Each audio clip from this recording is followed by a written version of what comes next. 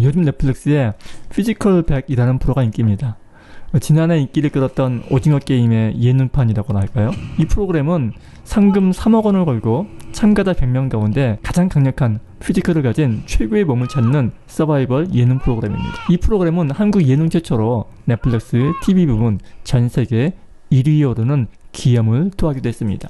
이 프로가 인기를 끈 요인은 여러 가지가 있겠지만 어떤 대중문화 평론가는 갖가지 장벽과 유리천장이 존재하는 현대 사회에서 다른 사회적 경쟁에 비하면은 그나마 육체의 경쟁이 가장 정직하고 공정해 보이기 때문이다 라고 평하기도 하고, 또 어떤 사람은 이 냉정한 무한 경쟁의 무대 속에서 서로를 격려하고 응원하며 진심으로 승자를 축하하는 모습 속에서 사람들이 일종의 대리만족을 느끼기 때문이라고 말하기도 합니다. 이처럼 이 피지컬 100이라는 프로그램은 기타 다른 서바이벌 예능과는 그 결이 달랐습니다. 예를 들면 첫 번째 경기는 참가자 100명 중에서 절반을 떨어뜨리는 1대1 데스매치 게임이었는데, 이 경기는 사전 경기인 오래 매달리기에서 우선권을 얻은 사람이 자신과 대적할 상대를 골라 공 뺏기 대결을 하는 방식이 있습니다.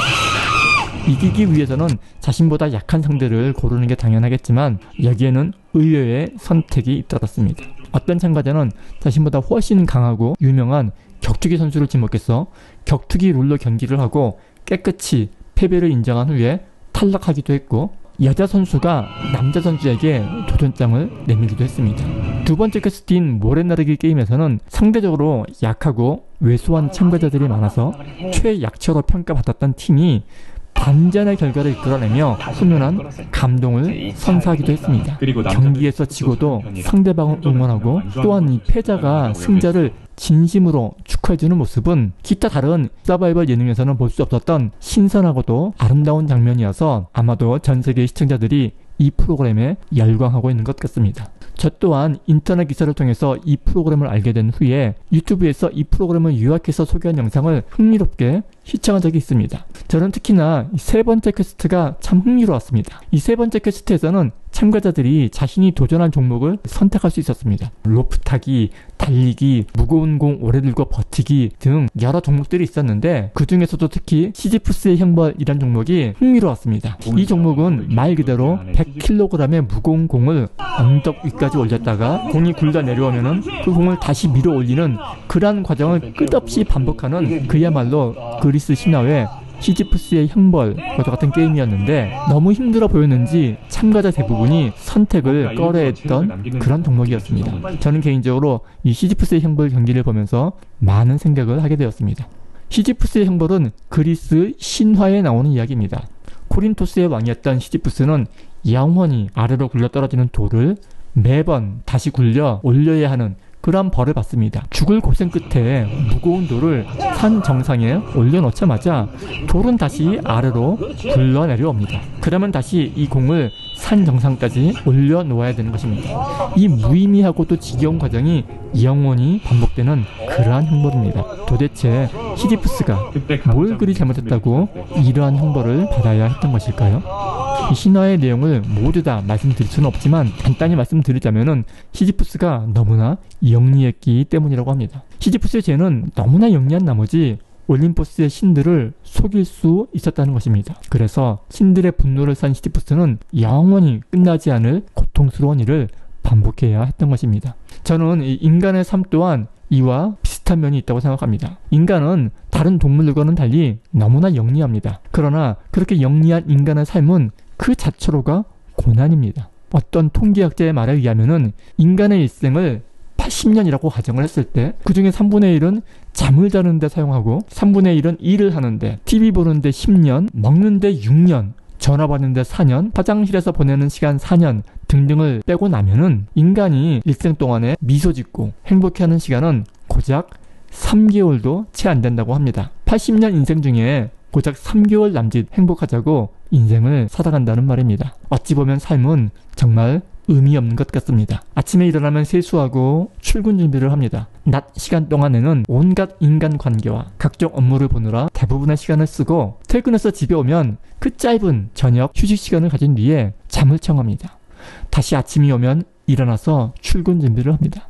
시지프스가 돌을 굴려 올리듯 매일 고단한 일상이 반복됩니다. 힘들게 올려놓은 돌이 아무런 의미도 없이 다시 굴려 내려가듯 하루하루의 삶은 아무런 변화도 아무런 성과도 없는 것 같습니다. 의미 없는 반복은 그 자체로 고통이자 괴로움입니다. 그리고 영원히 끝나지 않는 괴로움이 있는 곳이 바로 지옥일 것입니다.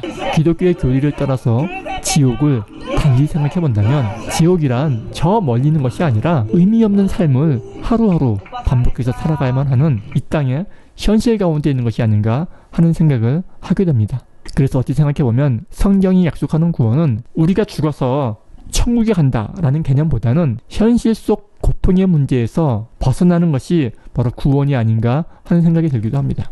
제가 지난번 산상수훈 이 팔복에 관한 이야기를 할 때도 잠깐 언급했지만 예수님이 전하시는 복음은, 즉 예수님이 전하시는 기쁜 소식이란 우리가 단지 죽은 이후에 천국에 간다라는 이야기가 아닙니다. 죽음 이후에 다시 부활해서 영원한 삶을 살게 된다는 소리가 아니라는 것입니다. 물론 천국은 영원한 삶이 보장된 곳입니다. 그러나 영원한 삶이 보장된다고 모두 천국은 아닙니다. 왜냐하면 지옥에서도 삶은 영원히 지속되기 때문입니다. 다시 시지프스로 돌아와서 시지프스는 과연 영원히 돌을 굴리는 형벌에서 벗어날 수 있을까요? 바꿔 말하면 시지프스는 과연 구원받을 수 있을까요?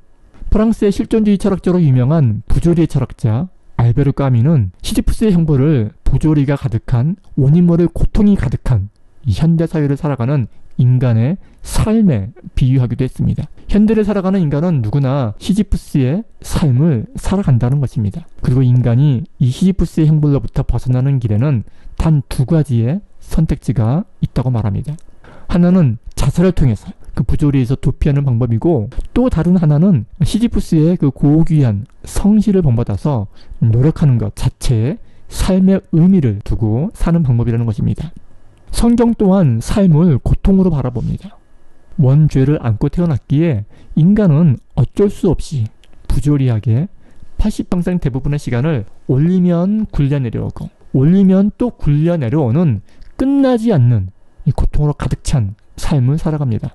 그렇다면 과연 성경은 어떻게 이러한 고통으로부터 벗어날 수 있다고 말을 할까요? 잘 아시다시피 믿음을 통해서라고 말합니다. 예수 그리스도에 대한 믿음이 우리를 구원해 줄 수 있다고 말을 합니다. 정답입니다. 그러나 사실 이 정답은 우리의 마음 가운데 그리 잘 와닿지는 않습니다. 현실과 동떨어져 있는 너무 추상적인 답이기 때문에 그렇습니다. 저는 이 부분을 생각해 보다가 문득 어릴 때 TV 속 명화 극장에서 보았던 영화의 한 장면이 떠올랐습니다. 아마도 이 꼬바디스라는 영화의 한 장면이었던 것 같습니다. 이 영화의 막바지에는 로마 제국의 황제 네로가 등장합니다. 그는 로마 시내의 화재로 인해서 군중들이 들고 일어나자 화재의 책임을 기독교인으로 돌리고 그들을 잔인한 방법으로 처형시킵니다. 산채로 십자가에 묶어 불에 태워 화형을 시키기도 하고 경기장에서 구경거리로 사자법이 되도록 던져넣기도 합니다. 그러나 너무나도 부조리하고 끔찍한 상황 가운데 놓인 기독교인들은 마치 돌에 맞아 죽어가던 사도행전의 스데반 집사처럼 누구 하나 원망하는 기색 없이 오히려 찬송가를 부르며 쓰러져 갑니다. 그들이 굶주린 사자에게 쫓기는 장면을 포도주와 함께 즐기려고 했던 네로 황제의 표정은 서서히 창백해져 갑니다. 그러다가 급기야 겁에 질린 네로 황제의 표정이 화면 가득히 클로즈업 되었던 장면이 기억에 남습니다. 오늘 성경 본문은 이렇게 말씀합니다. 나더러 주여 주여 하는 자마다 천국에 다 들어갈 것이 아니요 다만 하늘에 계신 내 아버지의 뜻대로 행하는 자라야 들어가리라. 뜻대로 하는 자에게 열리는 천국문. 과연 어떻게 하는 것이 하나님의 뜻대로 하는 것일까요? 주일이면 꼬박꼬박 교회에 나가는 것? 11조와 헌금을 잘 내는 것? 아니면 불쌍한 사람을 돕는 것? 선교하는 것? 네, 모두 하나님의 뜻이 맞습니다. 그러나 저는 그보다 더 본질적인 하나님의 뜻이 있다고 생각을 합니다. 아버지가 자녀에게 원하는 것입니다. 그것은 바로 자녀의 진정한 행복입니다. 철학자 까미는 시지프스가 형벌에서 벗어나는 길은 자살 아니면 형벌 그 자체를 받아들이는 것이라고 했지만, 그러나 예수님께서는 달리 말씀하십니다. 아버지의 뜻을 따르는 것이라고. 그리고 그 아버지의 뜻은 자녀의 진정한 행복이라고. 다시금 피지컬 100이라는 예능 프로그램을 생각해봅니다. 시지프스의 형벌 게임에서 심장이 터질 것 같은 이 강도 높은 경기에 우승 후보로까지 거론되었던 추성훈 선수마저도 탈락을 하고 맙니다. 탈락한 사람들은 자신의 몸을 본떠 만든 석고 토로스를 망치로 부순 후에 제작진과 인터뷰를 하게 됩니다. 이때 이들은 한결같이 말합니다. 태어나서 처음 겪는 힘든 일이었지만 너무나 즐거웠다고, 너무나 재미있었다고, 후회도 없고 미련도 없다고, 여자 참가자가 그래서 너무나 행복했다고, 남자들의 체급도 작은 프로그램을 만든 제작진에게 감사하다고. 여겨지죠. 놀랍게도 이들은 시지프스의 형벌을 즐겼던 것입니다. 다시 꼬바데스 영화의 네로 황제의 표정이 떠올랐습니다. 기독교인의 고통을 즐기려던 네로 황제. 그러나 그의 기대와는 다르게 평온함 가운데 찬송가를 부르며 서로를 응원해가며 쓰러져가는 그들의 모습에 점차 창백하게 질려가던 네로 황제의 표정. 이들 가운데 과연 누가 승자일까요? 라고 묻는다면 망설이지 않고 말할 수 있을 것 같습니다. 삶의 의미를 찾은 사람이 진정한 승리자라고 말입니다. 혹시 여러분 가운데 지금 시지프스의 삶과 같은 고통스럽고 무의미한 삶을 살아가고 있는 분이 계십니까? 끝나지 않을 것 같은 고통 가운데 절망과 포기 사이를 왕복하고 계십니까? 그렇다면 그 고통스러운 삶을 벗어나기 위해 발버둥 치기보다는 그 삶의 의미를 찾으려고 노력하시기 바랍니다. 국가대표들이 모이는 태능 선수촌은 운동을 하는 사람이라면 누구나가 입소하고 싶은 것입니다. 그런데 그거 아십니까?